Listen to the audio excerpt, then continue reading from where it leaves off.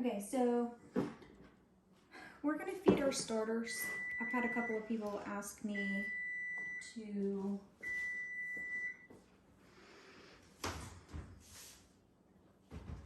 post how to feed the starters for the sourdough and what I do with my discard. So I start by stirring it up because it's a little liquidy in the morning. It's got kind of a sour smell to tell me that it's hungry. And I used this one yesterday, and as you can see, there was a line and it rose back up to here. So it still doubled after I used it. I did a second feeding after I used it. So this is what the inside of it looks like prior to getting fed. You see it's liquidy. So it take about that much out of the starter. And the rest of it, I just tilt up here into my discard jar. So I see a lot of people that say that feeding your sourdough starter is complicated. They give up, they don't know what to do. They say that it's too hard with all of the measuring. I'm gonna simplify that because I don't measure mine. I take some flour and I toss it in here with some warm water Mason jar's crazy. until it's the consistency that I'm looking for. Now I can tell I'm gonna have to add a little bit more water,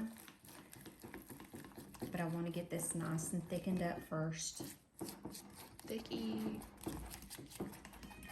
So all sourdough is fermented flour and water. So you don't want it to be terribly watery, but you also don't want it to be real thick either. You want it to be Just right. almost like pancake mix. So that's what you're looking for.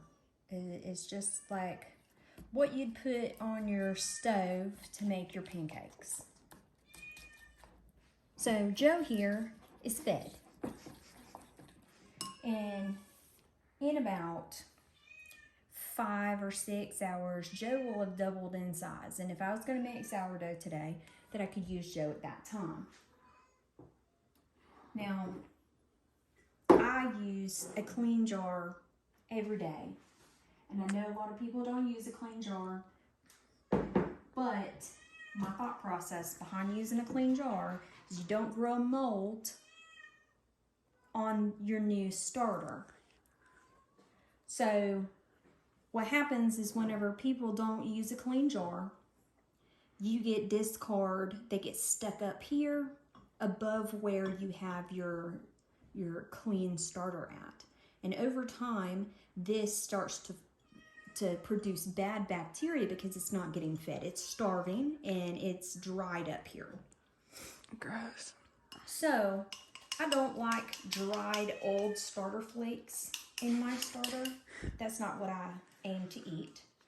So I use a clean jar, and everybody has their own way of doing things, and that is absolutely okay. Do it however you feel like doing it, but this is how I do mine. So Joe has been fed. So Joe has got his date, his start date on the top of it, and he was started November 15th. So he's not a very old starter, but he does pretty well. Now I have a ring and a lid on mine. I do not tighten this all the way down. There's still lots of wiggle room over here. But this allows Joe to breathe. But if I were to seal this on here, Joe would run out of oxygen and die.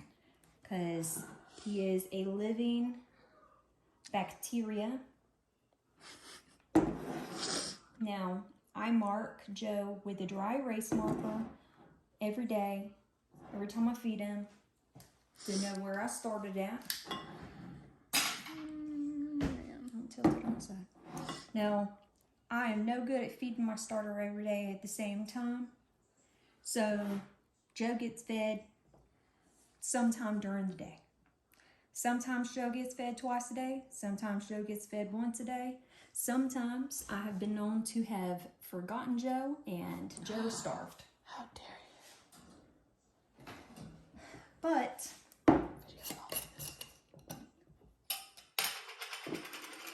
even though you forget to feed your starter, all you have to do is add a little drop of honey, feed your starter first thing, as soon as you remember, feed it first thing.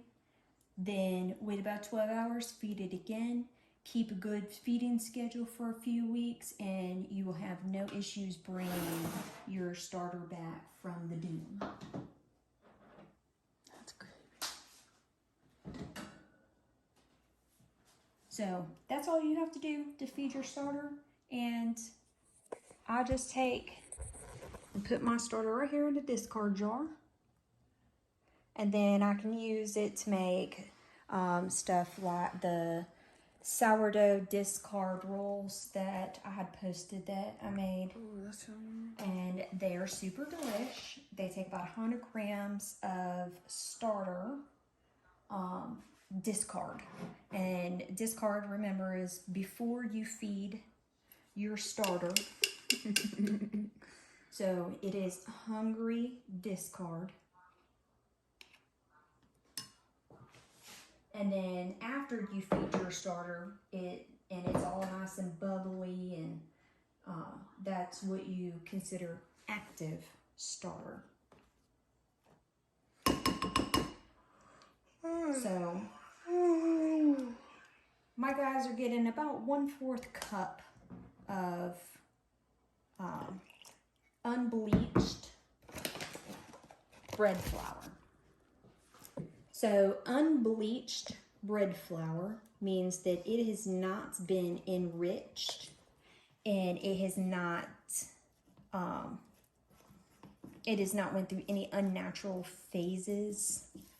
So bleached flour means that they have chemically added the fermentation process with the rye beans or the rye berries. They have not aged. So bleached is not aged flour and unbleached is aged flour. Finding the sword, you guys.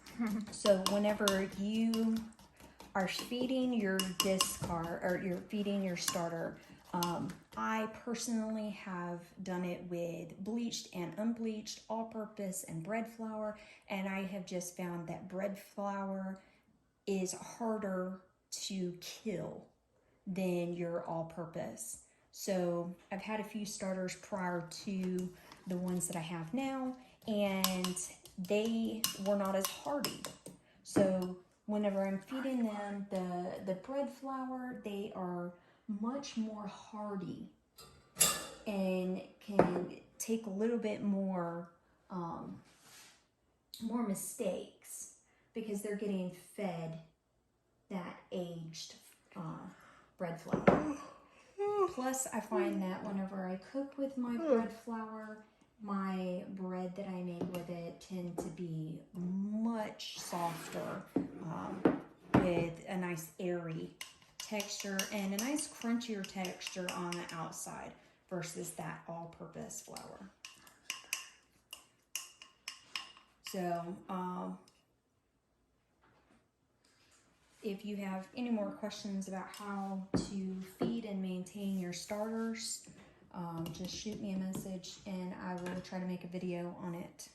And I'll show you a video of how I make Pantry Mama's sourdough discard rolls. So, have a nice night.